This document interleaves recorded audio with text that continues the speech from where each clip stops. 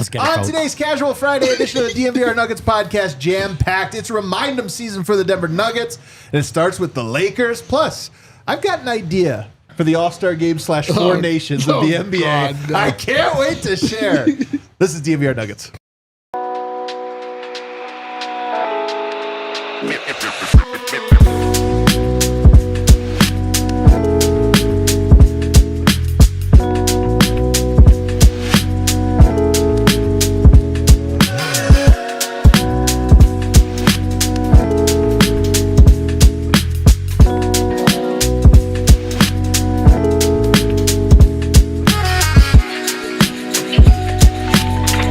That is wind. That's what wind looks like. That was excited. a true representation of wind, if you will. All right, guys, we have a show. We got a button up Lock here. in. All right, Lock in. Rock it, everybody. What is up, everybody? Welcome to the DNVR Nuggets Podcast. Let's go. Podcast many people are saying the greatest basketball podcast in the history of podcasts. The only Nuggets podcast. It's also presented by Bet365. Download the Bet365 app and use the code DNVR365 when you sign up. Choose your offer and find out why, whatever the moment. It's never ordinary at Bet365. We're also in the Toyota Lounge driven by your Front Range Toyota stores. Toyota is the official vehicle of DNVR. Great jam-packed show. You guys saw the intro. Now you get to see the cast. Brendan Vogt's in the house. Man, this is so cool. I feel like we haven't done the four of us together in a while. I'm excited, man. It has been a minute, hasn't it? With a big game on the horizon, what a treat. You had that thing yesterday where you were at the arena. Fun game. But, you know, the post game was, it's like sometimes the post game is more fun than the arena. You guys Sometimes the rock. arena more than the post game. You guys were on another level, and I was not going to try to match it. I was just going to let it play out. Yeah.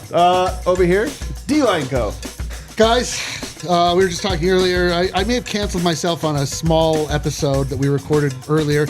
We'll find out. Well, you'll have to wait and see. I had a take I don't think anyone agreed with. You won't find out until Monday. So That's not coming out till Monday? not till Monday. No. Maybe Oh we my shouldn't God, release I it at all. Yeah, we might. Yeah. You may never hear of this again. It's possible D-Line never gets to go back to Serbia. We'll just tease that one right there. And then rounding out the show, Harrison wins. Guys, 10 straight wins. It's in sight. It's right I can side. taste it. My man called his shot. Man, he did call it off. That's right. Man, a big win for all of us. An even bigger win for Harrison Some Wynn. said it wasn't possible. It was very possible, it turned out. I actually said it wasn't possible right after you said it was. So Lo and behold, here we are on the cusp of it. We're going to start, though, as we almost always do. Kale, fire up the hangover takes.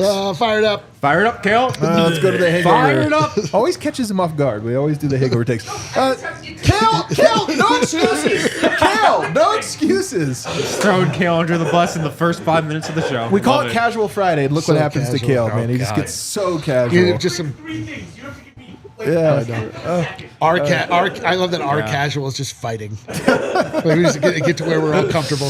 Vogt, you were at the arena. You shared a little bit of insight, but I'll let you go first since you didn't get to be on the show last night. well, first of all, real homecoming kind of welcome back energy in the arena. It was awesome. Everybody Personally, excited to be there. everyone's excited to be there. You guys know there are season ticket holders that are fans of our show. You see them in the same seats every night. It's always great to see them.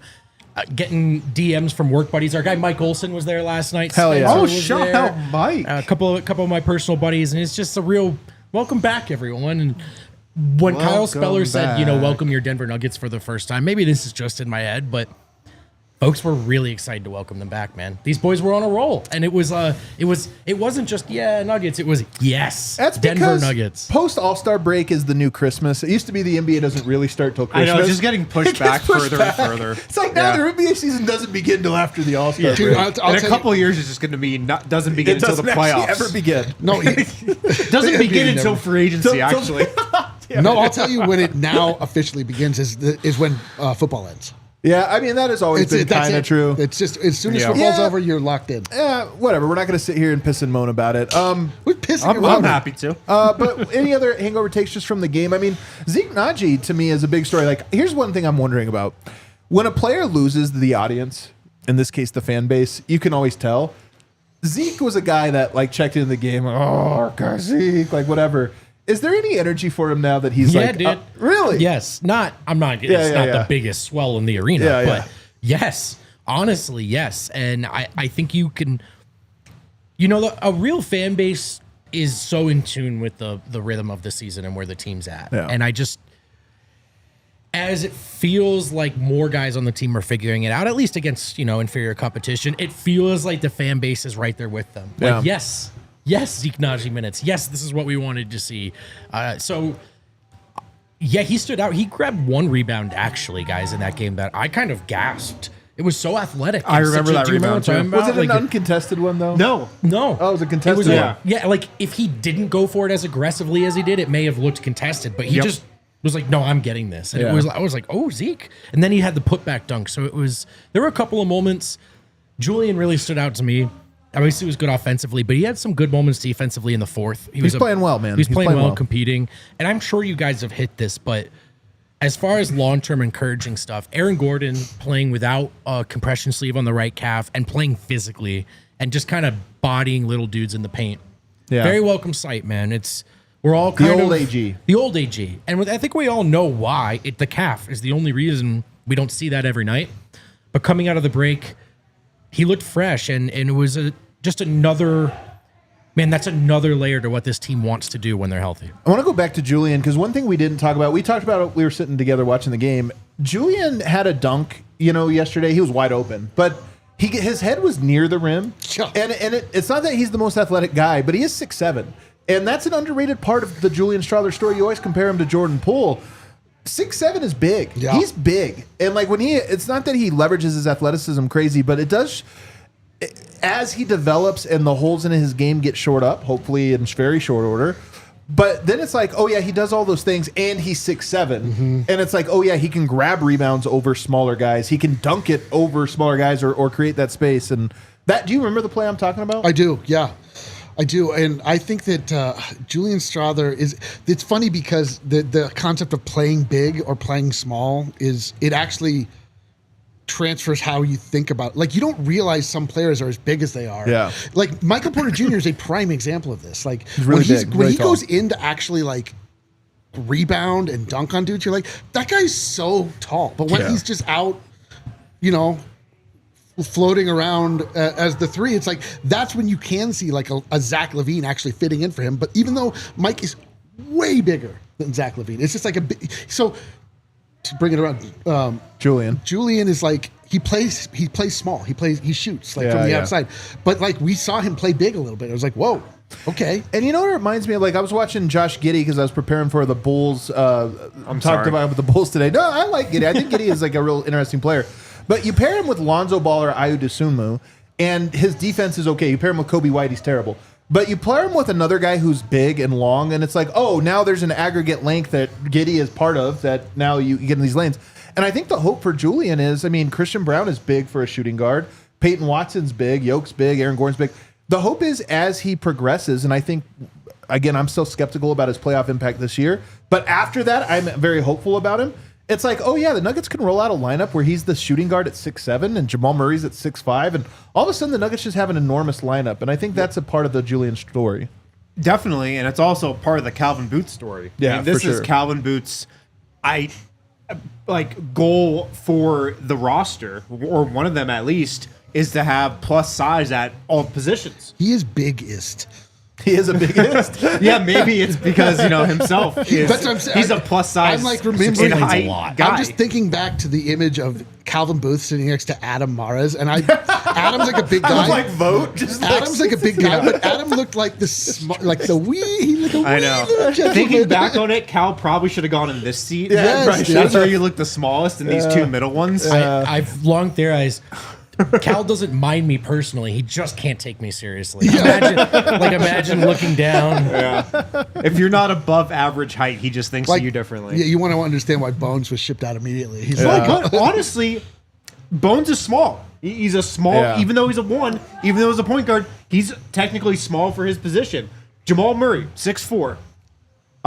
Christian Brown, the first guy Calvin Booth brought into this team, or I guess you can talk free agency or whatever, but the first guy he drafted as Nuggets GM, tall for a 2 guard, 6'6", plus size. Strawther, 6'7", plus size. Peyton Watson, plus size. So that's a key part of Calvin Booth's basketball philosophy is having length and height and just strength every position on the roster. And that's an aspect of Julian Strawther that's a big positive. You can see it on the rebounding, which I think is his underrated category right now. I mentioned on the show last night. He is a willing defensive rebounder, and when he gets in there, he can make a difference. So that's when you notice that he's not a pipsqueak out there. He's just young. Yeah. Kale, do you have the tweet from Todd Whitehead that I sent you earlier here? The number one pick and roll duo, or pick pairs, as it was listed here by one of my favorite status. Pals? What do you call it? Graphic status. He makes good graphics out of stats. Oh, I don't know. Yeah, he makes good infographics, I guess. Todd Whitehead. He has here the best pick duos in the NBA. Number one is Jamal Murray and Nikola Jokic. That's pretty impressive, right? 1.16.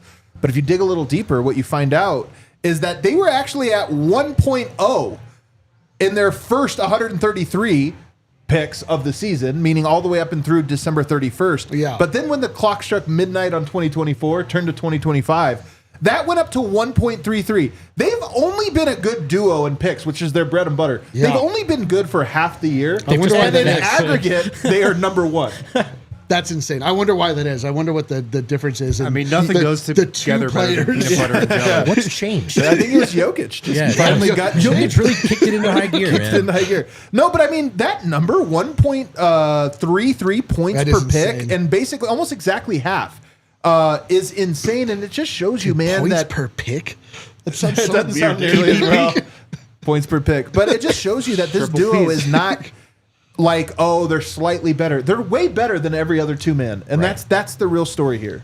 Yeah, and that's comforting, man. I mean, if you're looking at what it will take for the Nuggets to win a championship, Jamal Murray and Nikola Jokic being the NBA's best duo and just being the best go-to punch that any team has, Yes. that's number one on the list of why the Nuggets can win a championship. And if they do, it's probably going to be because of that. So that's awesome to see. And that gives me a lot of confidence. How can it not? Well, also the Nuggets aren't losing in 2025 very much. Yeah. It doesn't always necessarily feel like it, but the truth is, I don't think they literally haven't, have they? they have yeah. unfortunately lost a few 19 of them. and 6 in 2025. 19 and 6, man, is a pretty good record. I got another graph for you guys that's going to blow your minds. Let's go. Kale, pull up that first one I have. This is a plot graph Whoa. that shows points per 100 possessions going left to right. Denver right there, number 2. And then north to south here, you have 3-point attempt rate. You see Boston out there in their own little clouded zone up there. Denver, we joke about ethical hoops, old school hoops, really like, in my opinion, fun hoops. They don't shoot threes. When you put it on a chart like this, there seems to be some kind of correlation between, you shoot some threes, you're going to have a good offense or whatever. Denver says, no, thank you. We're going to do it our own way. I love this chart. I love that Denver is on their own little island on this plot. Do we, love it, too. do we have any actual mathematicians that follow us? Not Not on this panel, I'll Are there tell any you that. mathematicians in the chat? I'm actually a data I analytics specialist. would. I want. Technically, I want somebody with a calculator and a little know-how, a little elbow grease, a little gusto, to go in and actually solve the math problem. I want to understand what it looks like if your two guys. I do think people are on it. I want to understand if you can score 1.5 points every possession over the course of 100 possessions versus a team that shoots a 3-point at 35%. right. What the actual math problem is there. Yeah. Like, does it actually work out better to prioritize threes if you can score twos at such a high clip? Can I tell you something, though? In my opinion, I don't think it's about deciding who you are as a team first and then instructing everyone to play that way. You work from, like, in any given offseason, you work from the roster you already have. So what you're doing is tailoring to strengths, right? I think Boston's doing the right thing for them. Denver's taking a zag. Step one to this beautiful, beautiful zag. Have probably the most efficient guy to generate just good 2-point looks every time down the floor maybe we've ever seen. Yeah. So that helps. But this is sort of what Booth was saying, right? Like, Boston has a bunch of 3-point shooters. They should play 5 out. They should bomb threes, right? Should Denver do that? Probably not. Yeah. And so Let's tell us, mathematicians. Let's find out. But I think it flows from what does your roster look like? Who is your best player? How do your best players play together? And this isn't like a conscious zag. Like, Denver's core has been together for a long time, and they've never been a team that just generates a lot of threes. And that's who Jokic is. That's who Murray is. Pull it back up, though, Kale, that chart again, because here's my take on this, twofold. Number one, I do think that threes are in some ways it's not that they're easy to shoot. Everybody would shoot and make them if they can make them at the rate of Boston. But there is this thing where it is one thing. And I just love basketball because it's so many things. And I love that the Nuggets do a lot of things well. They don't necessarily shoot the three well, but they do enough well that they make They up actually for it. do shoot the three ball. They just don't shoot a lot of them. Well, they don't Right. generate the three well. right, right. It's true, you though, know, but you're right that they are accurate in them. But to me, the second part and the more important one is when we talk about packaging this Denver Nuggets team, how do you deliver it? Everyone complains. Complaining about the NBA is more fun than watching the NBA, I think, for most analysts and fans. But if you want to complain about it, aren't the Denver Nuggets, this graph shows, isn't that the team that Eddie Johnson should be rooting for? You see his big take on the NBA and Well, I mean, when you watch the Phoenix Suns, I don't blame Eddie Johnson for having that take. But I just think that this is the one that if the NBA was good at marketing its own league, which we know they are not. No, they're bad at This is the story I would tell. Is like, okay, you guys don't like the threes. You're Denver Nuggets fans. They play an old school game. Yeah. They get into the post. They get into the paint. They get to the mid range. That's what they do, and you should be rooting for them. It's really true, man. I mean, for everybody talking about how the NBA is trending in the wrong direction, the Nuggets are playing the right way. Yeah. According to all these people, they are leading, most of the league in points in the paint. They get buckets the ethical way. They don't rely on threes. They don't lean into the spacing that a lot of these Bostons of the world, Clevelands of the world do. So it's really an awesome kind of place where the Nuggets are at right now.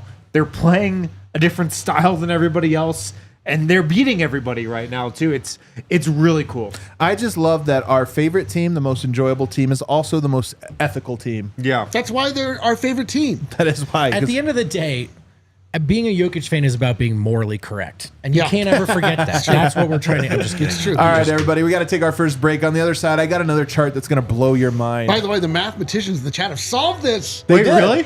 Well, yeah, I mean- Apparently we didn't need Goodwill Hunting on the.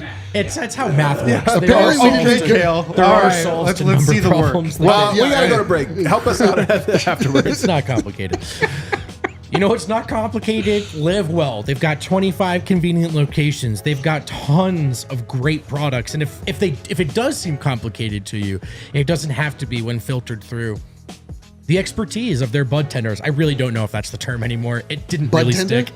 It's a weird, but No. they probably deserve something. They know what they're talking about. You could Is what I'm just say trying to say. attendance. Yeah, they work there and they know what they're talking about. Employees. And you know what? You can ask them if they sampled it because they You know why? probably You know have. why I didn't catch on? Because they didn't treat themselves like chefs, where they make everyone refer to them as that all Yeah, the yeah, time. yeah. Like Yes, you have to be bud like, tender. yes, bud tender. Right. Like when you're behind me, I'm yes, bud tender. I'm head bud today. But yeah, no. I'll get my Sue bud tender on this. Thankfully, they operated with a lot more humility. But the truth is, they do know what they're talking about. And the thing about legal cannabis is maybe you tried one, you didn't like it, made you anxious, made you too sleepy. That's not the uniform experience. Maybe there is a strain that works for you. You don't have to look for it, but you sure can. And do it with Live Well, because they know what they're talking about. And most importantly, you can get 25% off one regular price item with code DNVR25. Restrictions do apply. And again, that 25% off can be on any single item, including an ounce if you want to buy in bulk. So go ahead and think ahead. More bounce to Not the saying ounce. I've done that. I'm just saying you could. Yes, Hey, bud tender. okay, gentlemen. Sue Bud Tender's a good one. Sue Bud. You got your line, Bud You got your line Tenders. bud tender. Yeah. All right, guys. What time is it? Miller Oh, time. that's I Miller have got time. to check the lower third. The reason you're confused is because it's always Miller time. Actually, it could be Miller time. Well, I mean, not when you're driving or in the morning. You know what I mean? Thank you But for that. When the Nuggets are winning or when the Nuggets are losing, when we're doing a show, when we're not doing a show, All-Star break or not, Miller time, man, a delicious light beer option for the light beer drinkers. And all of a sudden, I find myself to be one of those. Didn't get it as a young kid. That's because my metabolism still worked. Now I get it, man. I want a beer that tastes like a beer, and I want a beer that doesn't make me feel like I just drank Lake Superior. So that's why I like Miller Lite. 96 calories and just 3.2 grams of carbs per 12 ounces. Miller Time is always a good time. The original light beer since 1975, and folks, it's still the best one. Great taste, 96 calories. Go to MillerLite.com/DNVR to find delivery options near you, or you can pick up some Miller Lite at any of the beer stores. Man, you've seen Miller Lite before. Tastes like Miller Time. Celebrate responsibly. Miller Brewing Company, Milwaukee, Wisconsin. 96 calories and 3.2 carbs per 12 ounces. All right, we are back here, segment 2. Throw us a like if you're watching it. Let's get the Nuggets fans in the chat. We're streaking, baby. Oh, This we is where are we grow, baby. streaking. This We is are where all the streaking. Nuggets fans hop on and join us together. We think what we have here with DNVR and really with All City is something special. Bringing the community together, Bro. riding these waves, shepherding each other through the moments that we're going to remember We're for the rest of our shepherding life. each other's. You know, we really like are. you know the emperor penguins. They all get in a circle when That's it's right, so of course, cold. yeah. and we just like walk That's around what we the are. outside, Yeah. and we're the strongest ones. We're on the outside. Just yeah. kidding. We're in the middle. We're like Huddled up. Yeah, everybody keep I'm us in the warm. middle. I'm following the tall ones. I'm like, where you are we guys going? saw that March of the Penguin? Is that the Yeah. documentary? Yeah. Kind of Yeah, sad. March of the Penguin. When Yeah. the egg spills, and That's it's like, our oh man, that 3 is our months- life. That is our life. That egg that spilled. Yeah. Bones Highland. Oh, pour one out for Bones. that was tough. All right, I got another chart for you guys. You guys ready for more charts? Yeah. Let's go. This one, points per 100 possessions on the bottom, left to right again, and on the top is efficiency in the penalty. When you get into the bonus, how efficient are you? And look at our Denver Nuggets once again, an extreme outlier. Now, why do I bring this up? Because the Nuggets this year have gotten to the line more. And they have gotten to the line more not on shooting fouls, on just getting in the penalty. They're really good about drawing non-shooting fouls. Because again, when they try to score, they try to score. They don't try to do what Jalen Brunson or Shai Gilgeous-Alexander does, or James Harden, just try to trick the refs into you giving see a that shooting. one last It was night the from worst one of Harden? all time. Who was it that he grabbed? So they were playing the Bucks, and it was Taurean Prince. I think it was Taurean Prince. Yeah, you're right. And he grabs his arm, dribbles, travels for like 3 steps, yanks it, and then throws it. And they called the foul on Taurean Prince. You're like, what are Yeah. you doing? But That this should be chart here, reviewable. pull it up again, Kale. Look at Denver's efficiency here, man. When they get into the bonus, they can't be guarded. They cannot be. That's a 126 offensive rating. This is interesting for a handful of reasons because Russ is really good at drawing fouls early on. But now that he's coming off the bench, I do wonder if this is going to change. Like, I'll bet a lot of this number comes from when Russ was starting. You get in the bonus early, and then you just crush him the rest of the way. Getting to the bonus is important for the Denver Nuggets. Yeah, and I mean, a big thing that's changed with this team this year is they're just getting more free throws overall. You know, they have been one of the lowest volume free throw shooting teams for most of the Jokic era. So ethical. Yeah, I mean, Jokic, most ethical player out there, also just gets a terrible whistle. Russell Westbrook has kind of elevated this team. A lot of guys are drawing more fouls. Jokic is even drawing more free throws this year. But That again, a number's lot of gone way bonus. up. Yep. It's because you get in the bonus, and now you're fouling him when he cuts. Yeah. That's where he gets his fouls. Yeah. It's just, I mean, you just got to be aggressive to get to the bonus. And then, yeah, I mean, the Nuggets have absolutely taken advantage. Which is mostly how the Nuggets get their fouls, I think, anecdotally. I mean, Russ is probably the largest exception of just Barrels. individually. Yeah. But CB in transition, CB cutting, Aaron Gordon cutting, Yeah. Russ cutting, even Mike sometimes. It's Christian, the- don't pass the rock Right, round right. in transition. It's the all of a sudden here comes this dude with a full head of steam. Jokic hits him in rhythm. You're contesting, you're probably fouling. So to Adam's point, I don't think it's flailing, flopping, trying to draw. I think we shouldn't call it drives because they're not driving, but it's the straight attacks at the rim off of cuts that I think have increased this. And Jokic has always been a guy that in the bonus will draw a lot of free throws. And if you can't guard Jokic without fouling him, without setting him to the line, you can't guard Jokic. So this is a pretty big development for a Jokic-led team. I think that a lot of this too has a lot to do with Russell Westbrook's addition to the team of just like being like he's always attacking the rim. Totally. And they're always running out. And like one of the reactions you get when you get teams scramble is they foul. Like that's they don't know, you know, Russ just like puts a lot of pressure on you.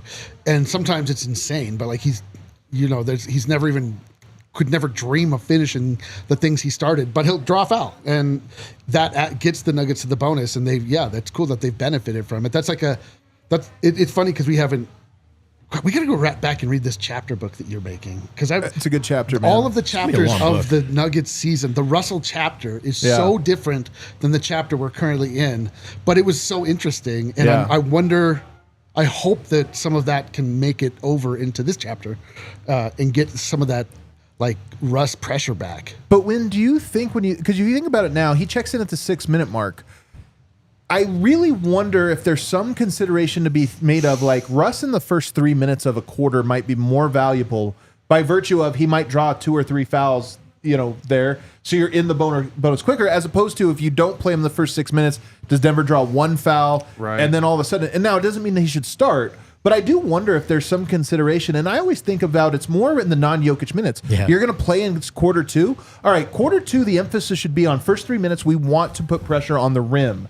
That's our strategy here, because then Jokic checks back in, and you're in the bonus. I think that's a good strategy for sure. And yeah, I mean, I wouldn't be surprised if you saw that affect a little bit with him not starting, but he maybe would start the second quarter, so you can get into the bonus quickly there.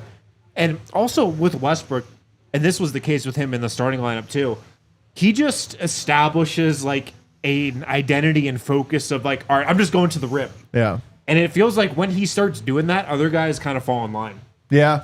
Yeah, there's an aggressiveness that's like, the aggressiveness just gets turned up a notch. It's also throwing, it's switching from your changeup to your fastball against a defense that has spent X amount of minutes in a non-series, right? In the regular season where you haven't had a week to game plan or whatever. Yeah. And you're like, all right, we've got a feel for how Denver's attacking tonight. Jokic is doing this, Mike's doing this, and then boom, Russ comes in, and all of a sudden you just got to be ready for like, actually he's just in the paint now. And that's different. And so you've talked about this before, but I like this idea of a change of pace and just sort of keeping teams on their toes through the rotation, without necessarily fundamentally asking the core to play differently. We'll move now to talk about tomorrow's game. They got the Lakers here in Denver. Very exciting one. We always love this Lakers-Nuggets matchup. Denver didn't play great defense last night. They will be challenged tomorrow in this spread-out offense, but the Lakers are at a moment right now where a beat down from Denver would just be like worth 2 wins. A win for Denver, a loss for the Lakers, who, by the way, close enough in the standings for this to actually still matter. Denver's only 2 games up on the Lakers. You win this one, you get a 3-game cushion. It actually, 3 games with 30 to go is a lot. That's a nice cushion. So the game carries an important intrigue. It's the 10-game win streak on the table, which would be a nice little feather in the cap. But I also just think it's a good test. And the Lakers are out of sorts right now. They're hungry. They're desperate. It's a marquee game. It's on ABC. This one has all the makings of a great one, and I just would love for Denver to be the one that just completely we know that the Lakers are shook by Denver. You go in and put a beat down tomorrow, and it's like, all right, Luka era officially has no more gas to it. Yeah. I'm just saying for the momentum for right now, not never ever. Yes, I am very quietly confident in a too much sort of way. I'm ahead of myself. That I just trigger Siri with my whatever. You're so confident it activated my Siri. confidence subconsciously triggered Siri. But I mean, How could you not be confident? well, I have I have a little fear in me that suddenly the mighty Luka awakens for one game because he's just with his buddy Jokic. Jokic needs to take him out I tonight know. for sure. This Yeah. needs to be. I know a bar in Denver that has Rakia. Yes, I do too. that's right. We There's can go probably get, he's two like- places in Denver that have a lot of Rakia He's like, let's on go- tap. yeah, he's like, let's go It's get a this Sombor double. bar and Jokic's house. Jokic's Yeah. house definitely has Let's some. go get a soundboard double. But I mean, what are you looking for? I mean, So I really want to see the dynamic on the Lakers bench. I do think that they are in just complete discovery mode. They won last night, though. they did win without did Luka win. against Portland. on the back of a Herculean effort by LeBron James. Did Luka play last night? no, He didn't play. So they've not gotten any closer to solving their chemistry quandary. And then they scored 97 points against Charlotte the other night. Yes, so With both those guys. and they have absolutely no one on earth to even slow Jokic down. Jokic, this might be the 100-point game for Jokic. I'm not sure. Like, this might be the one. They have been a great defense randomly. I mean, weirdly. But not on Jokic. are they though? No. They're probably good. They're probably a good perimeter defense. Yeah. But Well, and even then, I don't get why, but statistically, they are. Not buying it. But the point being, like, they got nothing for Jokic, and Yeah. so there's going to be everything available for the Denver Nuggets. They should just absolutely destroy the Lakers. But We're greedy right now. That's because that's how I feel. I don't want them to eke out a win. This one to me feels like the first test, and I want them to pass it with flying colors. Yeah. I don't want the C-. You got to pass. You get your grade. I want an It's just- A+. This is no guarantee, right? This means nothing. I for what it's worth, though, I strongly got the sense that everyone is really looking forward to this game. Oh hell yeah!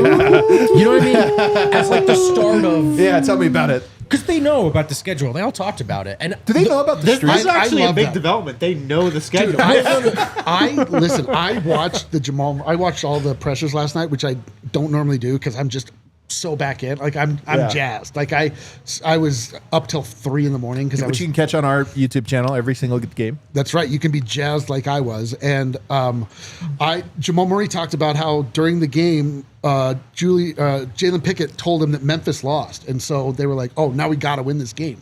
They are acutely aware of the Jalen standing. Pickett- I love that unofficial Jalen standings Pickett is locked watcher. in. I love that Jalen Pickett's the guy that's like, He's watching on his phone on the bench. Guys, Memphis just lost. So it means something to them. Yeah, Like that hell to yeah. me, I was like, that rules. I Well, love that's the angle I took on the story last night, which you can read now on the DNVR.com. I really strongly feel covering the team, being around them in the limited extent we do. You can too as fans. You can see and feel Jamal Murray intensifying right now as a competitor. And last night, he wasn't pumped on 55. He wasn't pumped on 34. He was So dope. about what's to come and about making sure that he's ready and this team's ready. And so that's sort of, they all mention the schedule. To your point, Wind, I don't know if they know game by game the schedule, but they But they know the Lakers are coming They up. know it's I getting bet tougher. they know that one. They know it's getting tougher. And Jamal even said it, man. Like there was a bit of, no one wanted to say it, but it was don't look past Charlotte last night, right? That Right. was the big goal. And that's what Murray was kind of talking about. Let's not drop this one. We got to go get this one because they know what's coming. And I just think this is a team that's excited to play the Lakers tomorrow. Hell yeah. I love that. I'm excited for them to play the Lakers. I'm also excited for this upcoming Remind 'em season, which is, I believe, what we're going to brand this next month of basketball for the Nuggets. So let's take a break and let's look at the full schedule here coming up. Got a really cool message from a fan recently who went to that Clippers Bucks game last night. And you know how they did it, guys? They used Game Time and they used the code and they said it worked like a charm and they got into a really neat arena. They would have rather have watched the Nuggets. Yeah, that they Intuit Dome. They did get to use all those toilets. I asked them. Oh, did they really? toilets. All of them? Well, they didn't use all of them, Okay. but they certainly got. You know got what the I think breadth I of would it. do is just like a row. Like I would start and then I would just move in Right. progress. So I would just like Sort sort of. of get, I would like use them in one trip, 6-7 toilets. Right, that's smart. Like those airport walkways. Kind of. Yeah, All right, you get the idea. They use Game Time, is what I'm trying to tell you. And if you don't know about Game Time, it's a hot new ticketing app. Not that new anymore, really. You should know. It's helping you get into the best events for the best seats, even at the last second. And that's the thing about season ticket holders or folks that have planned to go to events for a long time. You never know. They may put them up last second, and you sitting there with your buddies in town, your family in town, it may dawn on you, I actually want to go to this. Fire up Game Time. Fire You it never up. know. And if it's your first time, you can use code DNVR for $20 off. And let us know when you use it, man. Hit us up on social media, on Twitter. I always love hearing when people use our sponsors. I do too, man. I do too. Take the guesswork out of buying game tickets with Game Time. Download the Game Time app, create an account, use code DNVR for $20 off your first purchase. Terms apply. Again, create an account and redeem code DNVR for $20 off. Download Game Time today. Last minute tickets, lowest price guaranteed. What a treat. And it is time to talk about Bet365, where it's never ordinary. And I like to remind everyone, you know about the at least 5 shows a week we do here in the DNBA show, in the Winners Lounge. I won't even say Losers Lounge right now. It's just the Winners Lounge. I don't even know where that is, dude. Yeah, I've never heard of it. There's also the pregame lounge and hang out with us 30 minutes before tip-off every night. Superstar Dev is going to fire up the Bet365 app where it's never ordinary. And he's going to hand out some winners, man. Obviously, gamble responsibly. You know, you don't have to play with us, but you can. It's fun. And Dev, not going to lie, he's pretty good at it. Game Time, Bet365, where it's never ordinary, wants you to download that app and use code DNVR365. When you do, you're going to see tons of offers out there. My favorite one, though, are these DNVR custom boosts that we hand out across all the sports we cover. So keep your eyes peeled for those. We do have a hand in the actual boost themselves. So that's real cool. Bet365, download the app. It's never ordinary unless it's us 30 minutes before the show, before the game, because that's what we do every single time. Sign up using code DNVR365, deposit $10, and get $5. Place a bet of $5, you get $100 in bonus bets or more. Must be 21 or older, physically located in Colorado. Please gamble responsibly. If you or someone you know has a gambling problem and wants help, call or text 1-800-GAMBLER. Terms and conditions apply. All right, back here, segment 3. So the Nuggets now, last year we had Statement Week. We had some of these big ones. The theme of this year is Remind 'em. It's remind them, because the Nuggets won in 2023, fell short in 2024, and everybody moved on. Like, all right, the Nuggets era has ended. This year's all about reminding them that they are still a team, a force to be reckoned with, still title contenders. And while they're on a 9-game win streak, I think they've been favored in all 9 of the games that they have a win in. They have not been an underdog. They're going to be favored again tomorrow. But it is a tough one. Even though the Lakers have not been playing great, they still have LeBron James. They have Luka Doncic. They're dangerous. They're desperate. And this one begins what is a tough stretch. After that, they're at Pacers, at Milwaukee, at Detroit, at Boston. So they go on a 4-game Eastern Conference, all top 6 teams in the East. After that, they come home and play Sacramento, Phoenix. Then they have a back-to-back at Oklahoma City, then Minnesota, and then the Lakers again. I kind of like that it's a Lakers sandwich.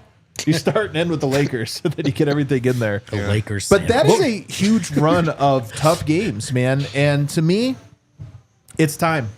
The Nuggets, in my opinion, let me start with this one, agree or disagree. This is the best the Nuggets have played all season long right now. They should never have I felt better about where the Nuggets are than where they are in this exact moment. Yeah, very true. If we had a Lakers sandwich downstairs, what would be in it? I have an idea. Barbecue chicken. That is so good. I think that He's good. I think that the Nuggets are absolutely hitting their stride, and they are fueled very much by playing lesser competition. And it doesn't matter because it's making them feel confident, and they're not feeling overly confident. They're feeling like we can do this again, and like they're getting their fastball back, and we're going to see, we're fixing to find out, but it certainly feels real. And it's not delusional, or hopefully it's not as delusional to say that, because we've seen this before. We know what it looks like when this team is literally championship grade, because we watched it happen. And they don't look that dissimilar from that level of the Denver Nuggets. That version of the Denver Nuggets was Jokic and Murray are going to kill you. And you have to find, and then when you think that you have figured them out, Aaron Gordon is going to dunk on you. Michael Porter is going to hit a Mike shot. There's going to be some steals or whatever, but there is a constant and unavoidable threat that you face every single time down the court. And it certainly feels like that's back. Yeah. Yeah. And also, I mean, I said this on the post-game show last night, but a sign that the Nuggets are becoming themselves and leveling up and heading more towards a championship contender is just them taking care of business. They did not take care of business earlier in the season when they were losing to the Wizards, when they were losing to Portland. No, they didn't. That was not taking care of business. But beating Portland, a very hot Portland team at the time, twice By the way, convincing fashion. 7 straight wins by double figures. That too. And just taking care of business like they have is a sign that this team is growing up and maturing and rounding into form. And this next test definitely will be the ultimate sign of that. But, you know, there's been a lot of noise out there. Oh, like the Nuggets haven't beaten a real team. Well, they weren't beating these fake teams earlier in the season. Right. And now they are. Yeah. So that's definitely something. And everyone that's the thing. No one is disagreeing, right? That now it's time to do it against good teams. We agree. Fans agree. The team agrees. Michael Malone agrees. It's go time, man. And if you're in Ball Arena, you know it. That's not to say they're going to go out and win all these games, man. It's just, it's time to find out, and they know it too. So they're looking forward to this stretch. I really believe it. Yeah. And again, but just like, I just think it's important for everyone in the world to note, like, we're not talking about like a theoretical, what can this team's ceiling be? We know it. We know what the ceiling is. It's the best. We know it. We're just like, can we get back there? We're not like the Oklahoma City Thunder, where it's like, how good can we be? They don't know the answer. If the to Nuggets that. beat the Lakers, where are you at in terms of like? To be honest, the Lakers are like a good stepping stone into the real test. right. At Indiana, and Right. that road trip to me will be way more important than this Lakers game. I But the agree. Lakers game, they need to win. I agree. It's a step to the ultimate. Okay, they are the team to beat. Yeah. And now, Jamal Murray right now has a swagger about him. Would you guys agree? Oh yes. Oh, yeah. I would say on a scale of 1 to 10, his swagger is at like a 7, where most of the year it was at maybe a 2. But it slowly has climbed, and he's at a 7 right now. Jokic always has that about him. But I think what really gives a team a swagger is winning big games. Denver had a swagger last year when they beat Boston in Boston. You remember that? There was like a a way about them that was derailed, obviously, by the Murray injury. But up until that point, Denver had this swagger of walking in where everyone was like, you could tell walking through the tunnel, like, oh, are you guys afraid of us tonight? Dude, are you guys a little nervous? They put that stake through Memphis, early. And Memphis was a good team that learned, we're not winning this year. Yeah. And so they walked that way. They talked that way. It's not quite there, fellas. It's not. That's what I'm saying. It's not there yet. But there's tectonic shifts underneath the surface. Things are brewing. And that's why I think these next few games, that's what this remind them stretch is all about, is I think they have the precursor to swagger. But you win the next 2-3 games, you win a handful of these ones, you go into Boston and get a win. And I'm just telling you, man, it happened last year. It was derailed by the Murray injury, but Denver had their swagger. They were like, we're ready for the playoffs. I don't think they're ready for the playoffs right now. But I think they are ready to be ready for the playoffs if they can just grab. They're some on of these their wins. way. Like they're kind of in a perfect moment where they're at the right point in the season where it's just time to turn it on, and they have been turning it on. Yeah. So it's kind of like everything is coming together almost at the exact perfect time. Under 30 games to go, knock on wood. Everybody's fairly healthy outside of Peyton Watson of the projected playoff rotation. All the Nuggets are good right now. Everything is just coming together on this perfect arc for them to be, like you said, ready for the playoffs when the time comes. Yeah. And it is important to say this also. Like, they're going to stumble still down the stretch. It's just like... Yeah, I agree. Well, they're not going to go undefeated. They're going to lose. Yeah, there's going to be like... But stumble is a word. Like, you lose at Boston by 6 points. Tough game. Like, to me, it's like, all right, Yeah, you can lose. You can lose games even when you're the better team. On the road in the NBA, it can just happen. Yeah. Like when you're ultimately the better team, but just you don't win that night. It just really comes down to like, are the Nuggets present and are they up to the challenge every night? And if they can show that, win or lose, like people should take from that, they are getting back to that place. Like I just need to see them like earnestly compete. They can't. Jamal said after the game, Eric, as far as what it's going to take to survive this stretch and really capitalize on it, he says, it's not X's and O's, man. It's wanting it. Yeah. We need to want it more than everyone else. And listen, man, when you hear that from 27... The Nuggets are unfortunately the youngest veteran team ever. It's so true. You know what I mean? Like, this is part of the story. Like, Jamal is in the height of his prime, but he's unfortunately has the mind frame of a 35-year-old where he's like, come on, November. I know. Like, we got to ramp up. But hey, I mean, look, but to your point, Maybe the it's flip not has been unfortunate. switched, I believe, for Jamal and hopefully for the whole team.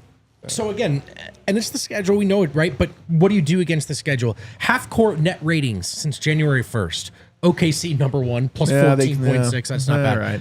The Nuggets are number 2, guys, plus 11.2. That's a huge number. They're not winning these games. They're beating the brakes off these teams. So now, as we know, the page turns, the chapter turns over. What do they got? If you can, pull up the schedule. I'll go through it one more time. Lakers at home, at Pacers, at Bucks, at Pistons, at Celtics, home against Sacramento and Phoenix, at Oklahoma City, home against Minnesota and the Lakers. If you had to pick 3 games that you can guarantee a win, what would they be? Both of them against Sacramento. They only play Sacramento once, but yeah. Wait, can you say it again? Sorry. So we're going to go Lakers, at Lakers, Pacers, yes. at Bucks, at Pistons, at Celtics, Kings, Suns at home, That too, at they win. Thunder 2 times, Wolves, Lakers One at of home. those. If you can guarantee 2 Like, what are the wins, 3 most important, meaningful wins if they can grab them? Celtics. I think at Celtics for sure. I could take that one or leave it. I would honestly take the Celtics and then... Are the Thunder games in there? Yeah, at Then Thunder. obviously those 2. I think Yeah. the first Thunder game, because that's probably the more meaningful one, and it's on ABC. Well, I mean, if you go back-to-back wins over the Thunder, Yeah. all of a sudden the 1 seed kind of in play again, Yeah. and the MVP very much in play as well. So you would say both of those. You get both at Oklahoma City. I send a would little take message, both those and then the Celtics. one. It would suck losing to the Lakers, but I don't Yeah. want to put that in my guarantee bucket. Yeah. I need 1 from the Thunder. Okay. That I first need- one, not the second one, which I think will be a joke game. I need the Celtics. Yeah, joke I And agree. I need Minnesota. That's what I would go with. Because Minnesota to me is another one of these games that Denver has to prove it. They have to prove it against the Celtics again. They have to prove it against the Thunder, the number 1 seed. You have to send a message. And all these other ones are like, do we know they're better than Phoenix? Can they beat the Bucks? Can they beat the Pacers? Whatever. Minnesota's the one that has their number. And if you can wrap up, because that's the second to last game, if you can almost wrap up this stretch with a win against them, it's like, nope, they've conquered their demons. They might not try in that game. Why would they not try against Minnesota at home on ESPN? Because they might be feeling like we can't overexert ourselves going into the playoffs like we did last year. March 12th. They have a whole month before the playoffs. I don't think the players feel that way at all. That's going to be Malone's job. That's Well, it was his job last year too, and but I think Malone learned from his mistakes. Hopefully, yeah. Because the players, look, I don't mind. Jamal Murray said last night, I actually forgot to give you guys this note. He wants to go get the 1 seed. I like that mentality I do too. from Jamal. Yeah, for sure. It's on Malone to sort of move the chess pieces around and make sure everyone is okay. Can I suggest just guaranteeing the next 3 because that gets you to the 40? Well, I like it. Okay, Kel brings up the 40-20 roll. 40-20 club. So actually here, if you won Lakers, at Pacers, at Bucks, first of all, to get to 40-20 and doing it in that fashion where they were sitting at 19, they were sitting at 28 and 19. Yeah. If you could go off and rally 12 straight wins to get to 40-20, it would feel like a sign. For sure. That's a little bit more based in numerology and mysticism. But it also, there is something to it. It's a real trend, though. This one's a real thing. I want to just see them beat the best competition. But Yeah. Lakers? maybe. I don't know. Do you know this off the top of your head? Sorry if you don't. Is it 3 teams that have won a title without doing 3 the or 40, 4. I thought it was 4, and I don't rule? think it goes back. Yeah, but it There's is. a bunch Yeah. of finals teams that have done it. Yeah. There's very few that have won. That have won the won, title. yeah. All right, I'm just curious. So, because you're right, it is some numerology, but there also is something to like good teams just happen to win 2 out of 3 games. Yeah, but it's not like they're not mathematically unable to win the title, but it does feel good. Either way, this stretch is a get your popcorn ready stretch. The Nuggets did stumble the last time they had a test, lost at Minnesota, at Chicago, at New York. I think they're a different team right now. That also coincided with the Russell Westbrook starting over CB. I think that had a lot to do with it. But if you really extend it back, the Nuggets lost versus Houston, and then they lost those 3. That's it since January 7th. And the Houston game didn't have Jokic. And there's this like, okay, how much of a sample size do we have? 4-game win streak, 4-game win streak, 9-game win streak with little hiccups in between there. I think the Nuggets are ready for this test, and I think this test is going to reveal how confident we should be going into the playoffs. Bro, we love basketball again. It already happened. We love it. We do. We found like love. I Found my joy again. I have absolutely rediscovered my joy with the NBA. Yeah. But, Well, is it with just the- us watching Hold the on a Nuggets? second. Why did I You say were that? watching the Bulls last night with me? I rediscovered my love for the Denver Nuggets, Yes. Yeah, there and you I go. enjoy them so much right now. And I'm so in, and Yeah. let's go. But the NBA, I do love this idea that some of the most miserable basketball opinions right now are like, yeah, what team do you cover though? I know. You know, who are you watching every night? Like, Who are so you I'm watching telling every you, night? The This is the NBA is a ethical- great place if you just watch the Denver Nuggets. This is the ethical hoops conversation. All the complaints are about all the threes and everyone playing That's the same it. style. Show them the graph again. That's the Denver Nuggets. The Denver Nuggets are the antidote to this BS era. we're Yeah, in. they Vogt- can save the league. Vogt just There it cracked is. this Look at code. that. Vogt just cracked this code. If you follow the Lakers, you have seasonal affected depression the whole season. It's the NBA season, The seasonal not the winter affected- season. And Yeah. so then you come in, you're like, Feel oh, a certain type of way October through April. yeah. So like If then you you cover come the in, you're Suns, like, you have to lie to yourself yeah. for a month, and you come in, Yeah. you're like, oh, and then cry. yeah. You have to be like, why do we have to act like this stuff is fun? Yeah. We're like, this is so fun. It's actually cool to watch Kevin Durant. Well, speaking of fixing all of the NBA's problems, last night the NHL one up the NBA, and it does not happen very often. Dude, the it- NHL is a it bit of ate a up. niche league, but they stole the front page of the sports section with their Four Nations tournament. If you don't know, let me, someone who also doesn't know, explain it to you. They had an all-star game as well that just sucked, and nobody enjoyed it, and it wasn't really for anyone. And they said, you know what, let's scrap it. We're going to create the Four Nations of hockey. One, they just kind of cut out. While there was, yes. Yeah, they just kind of cut out. But they said, you know what, the U.S., Canada, Finland, and Sweden? Yeah. That's your hockey nation. So Who's we're the going to... fifth? Russia. Russia. Oh. The one. My bad. The one currently involved. yeah, in yeah, Ukraine. Yeah, I get it. I get it. So they have this Four Nations tournament because a lot of the league comes from those areas. So they're like, you know what, we'll make our own little mini Olympics, and we'll have a little tournament, as Vogt would say, where they would play those four teams. And you want to know something? Oh, it hit. It was awesome. It hit big time. The championship game, USA versus Canada, went to overtime. Bad guys won. But it was incredible, and it made me think, The NBA has a similar problem. Their All-Star game sucks. Nobody's into it. There's no cultural relevance to it anymore. But like hockey, they could make their own 4 nations or their own tournament of sorts. But let me give you my pitch. Everybody wants to do U.S. versus the world. I don't know that you're going to get LeBron James and Giannis and all these guys to ever buy into this again. I don't know if you're going to be able to do that, and I don't want to bank on those guys caring. But I do wonder if you could get guys, and I also don't think you can just do the world versus America. I think that's almost even boring in and of itself. Could you do East Coast? Because the U.S. has a ton of talent. And even like Canada has good talent. It's Kelly Olynyk and Dwight Powell. Like the numbers drop off after you get through the top 2 or 3 guys.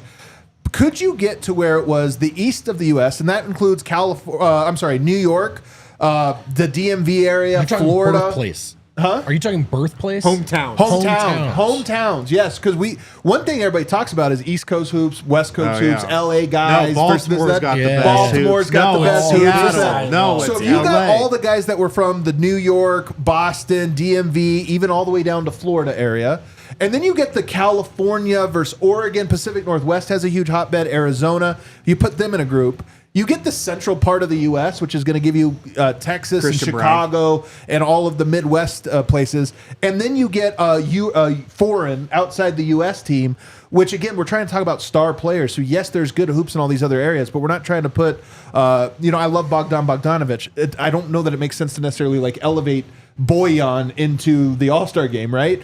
But if you could put those regions into this, to me, I think that might get, Kevin Durant is very proud of the DMV. James Harden very proud of LA. I think it would be cool to be like, you know what? Now guys want to participate because this is the cool, who wears the crown, what region. I like that. New York hoops. And you play around, you play this. 4 teams, you play on Friday, winner advances to Sunday. And maybe you even play a second place game. I think you would get participation. But even if you don't get the Giannis or the LeBron every time, there's always a wave of players that are representing. And it's like, oh, Anthony Edwards now wants to play because he represents the Midwest. I have thoughts. Let me hear them. Okay. I think what worked so strongly, you pointed this out with the 4 nations, is that it recreated the Olympics. Yeah. We saw just now in the Olympics the greatest, in my opinion, international basketball tournament we've ever seen. But that also has a lead up, though. We're talking about a thing that just is thrown together. That's one difference. I think you can recreate that in the same way they just did with the 4 nations with... You have Jokic to represent Serbia, and then it's Jokic's team. He's able to fill it out with his whatever players from Serbia he wants. You have the French team, which is Wembanyama, potentially. You have the Canadian team. But name your French players, because the list falls off pretty quickly after this. You say that. We just lost LeBron and all these guys, and we've replaced but we just saw the greatest tournament that was made up of those nations players this summer. I'm saying what the NHL benefited from that they could never actually project is that we have insane geopolitical tension right now that gets to be played out on ice. The Canada booing the United States national anthem was made it so fun because they're mad at us and they should be mad at us. And anyway, you get to have a proxy for an actual geopolitical thing happening with Connor McDavid and Nathan McKinnon versus the people, of the U.S. Anyway, so that's why that was fun. I don't disagree with you. It was also fun because it was great hockey. But that's why it was great. That's why it was great hockey. You could recreate that with the NBA. But the NBA, I just don't think you can, because again, that's what the Olympics. That's real basketball. Now we're talking about real. We're putting in strategies. We have identities. If you just get guys together for one day, no, but it's essentially like the Serbian national team. But it's Serbia. But first of all, the Serbian national team is not NBA players outside of 1 or 2 of them. Who cares? You have to bring in other leagues. I'm saying it's not feasible. To me, this it doesn't have to be the All-Star game. It could just be the thing we do during this time. Well, that's one thing to consider, right? Is that the NHL, this isn't a modified All-Star game. They didn't have one. They did an Olympics. Yeah. And I don't think every player that was in the 4 nations was an NHL All-Star. No, they were all NHL players. They're not all NHL All-Star, but you could cobble together enough Serbians, enough that to build the team for each nation, and then fill it in with players from their actual national team. Here's one thing that people are a bit sleeping on, I think. The NHL players haven't played in the Olympics since 2014. It's been 10 years. Yeah. So Connor McDavid wanted to represent Team Right. Canada. Like, Team USA just did it. How many months ago? They just did it.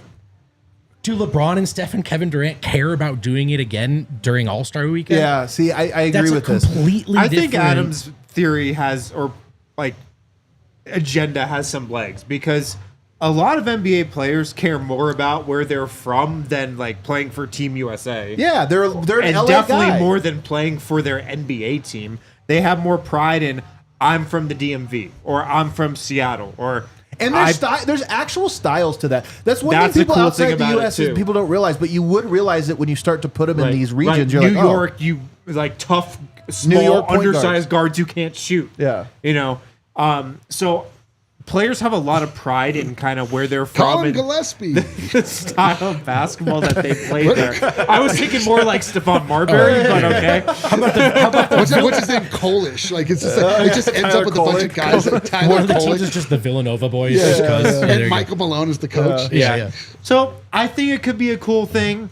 Will it lead to guys playing really hard? Probably not, but I think guys would take pride in it. But you might get younger guys. And when I say younger, I mean your Halliburtons of the world, your Anthony Edwards. Because I don't know if you do this all the way through, but those guys might show up. Like Kevin Durant might have played in this for 7-8 years, but then he shows up every year because he's like, all right, now I'm part Yeah. of this team. I represent them. Like it becomes a cultural thing. And then we know that the All-Star game is supposed to, even at its inception, was trying to make it culturally relevant beyond just basketball, that this was a cool show, and it's evolved into Kevin Hart somehow. But can you replace that now and get your West Coast hip-hop culture, pop culture, and everything else versus your East Coast? Right. Bring that back. You got your international. To me, that's where you could almost make the What if a All-Star rapper game. gets killed? This is what happened to Tupac. Well, it could Let's just open the operate door. under the assumption that they don't. Let's just start there. Let's just say... I'm not willing to go there. And I saw somebody say that's boring for the rest of the world. It shouldn't be. The same way that, like, when I was introduced to Yugoslavian basketball history, I was like, oh, this is a new thing I didn't know. I think this is honestly an undertone of the basketball culture that people don't realize, and it would become a cool part of it. I think I'm it's an cool. East Coast I think there's player. definitely something cool to it. I mean, what basically the largest issue is that you have to like get real tribalism involved. Yeah. And like, Yeah. what do people feel? But I think they might. So here's the thing: we keep trying to find we keep trying to find incentives. But I do like the idea of the West Coast winning it and holding it over the heads. Like, oh, we got 3 years in a row. West we've won Coast it. is where the best we hoops are. won it, and Everybody and knows it's like, that. you know what? Damn it! No, they're not. We're Yeah. gonna, you know what? I'm playing next year. I We're think gonna it's get got it. some potential. I don't What mind if it's it. the I like it. U.S.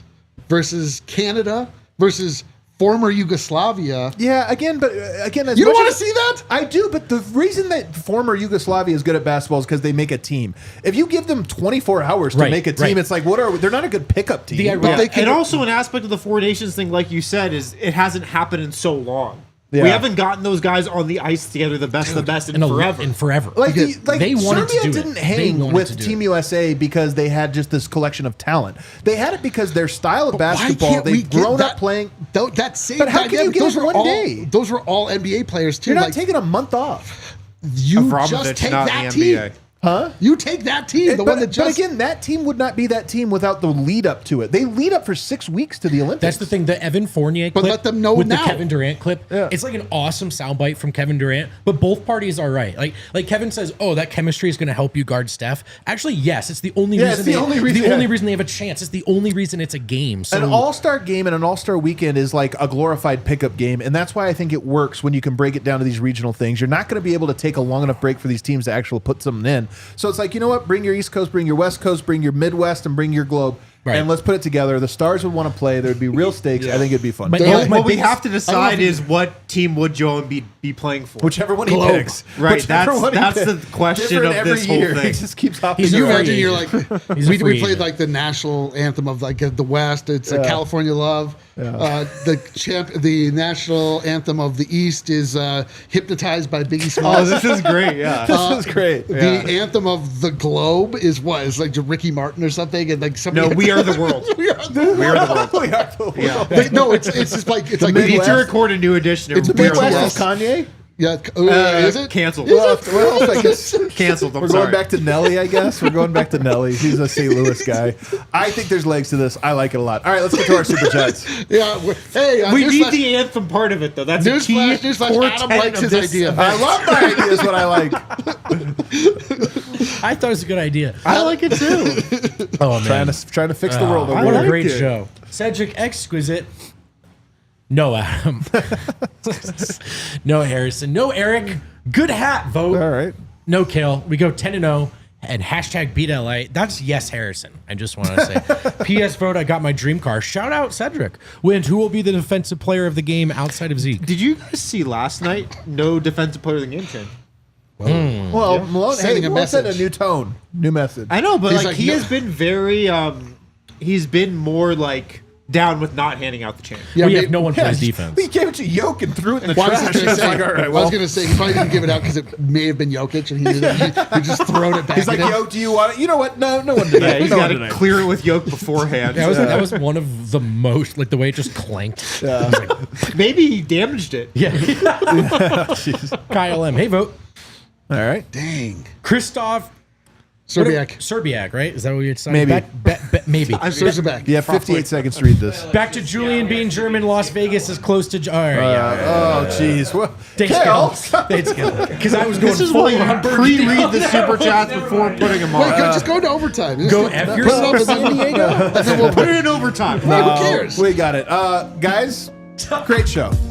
And now we have a Lakers game tomorrow. Let's go. Wait, Lakers. DNVR Bar Saturday night. Probably going to be popping. Can't wait for it. Everybody, thanks for tuning in. Do us a favor. Make sure you're subscribed. Make sure you're diehard. Read Vogt. But one, best writer in Colorado. Number two, all these people, I'm saying covering the Nuggets. And number two, all these people covering the Nuggets that don't know, haven't been here. This man's been here for the whole thing. He knows what he's talking and about. he is the best writer in Colorado in a chair in this studio. Narrow it down. Under Sitting by himself. 5'7". Sometimes Hit that like sweats button all the it way out. out.